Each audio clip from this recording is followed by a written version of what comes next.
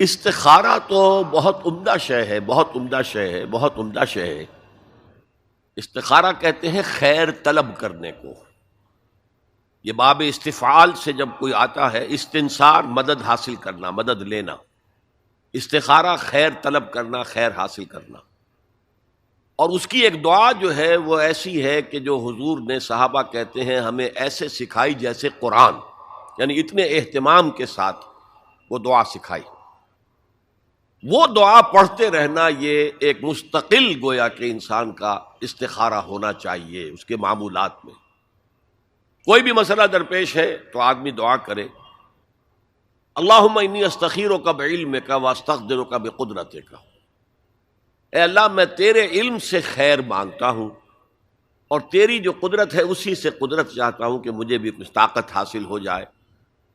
اللہم انی استخیرک بعلمک واستقدرک بقدرتک واسألک من فضلک العظیم، اور مانگتا ہوں تجھ سے تیرا بہت بڑا فضل۔ اللہم ان کنت تعلم ان ھذا الامر خیر لی فی دینی ومعاشی وعاقبۃ امری، اے اللہ تیرے علم میں اگر یہ کام جو میں کرنے چلا ہوں یا یہ رشتہ جو ہم کو تجویز کر رہے ہیں، اگر تیرے علم میں یہ ہے کہ یہ ہمارے لیے دین اور دنیا اور آخرت کے اعتبار سے بہتر ہے، فقدر ہو لی، تو وہ ہمارے لیے اس کو ہمارے لیے آسان کر دے، میسر کر دے، میسر ہو لی اسے ہمارے لیے آسان کر دے، ثم بارک لی فی، اور پھر اس میں ہمیں برکتیں عطا فرما۔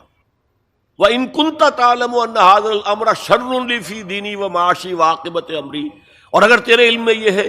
کہ یہ کام ہمارے لیے شر ہے، برائی ہے، دین میں بھی دنیا میں بھی اور عاقبت کے اعتبار سے بھی،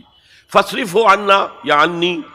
تو پھر اس کام کو مجھ سے دور کر دے، وَاصْرِفْنِی عَنْهُ، اور مجھے اس سے دور کر دے، اسے مجھ سے دور کر دے،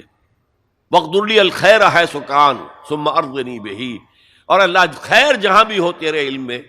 وہ ہمارے مقدر میں کر دے اور پھر ہمیں اس کے اوپر راضی بھی کر دے۔ تو یہ استخارہ تو بہت ہی عمدہ بات ہے، اور یہ تو ہمیں اکثر معاملے میں کرنا چاہیے۔ البتہ وہ استخارہ نکالنا، یہ فلاں سے استخارہ نکال رہے ہیں، فال نکال رہے ہیں، پھر استخارے میں یہ سمجھنا کہ پھر یہ دعا مانگ کر 2 نفل پڑھ کے سو جاؤ تو خواب میں ضرور کوئی اشارہ ملے گا، ان چیزوں کا کوئی ثبوت نہیں ہے میرے علم کی حد تک احادیث میں یا سنت میں۔ بہرحال اگر اللہ تعالیٰ اشارہ کر دے کوئی خواب کے اندر تو بھی کوئی بعید بات تو نہیں ہے،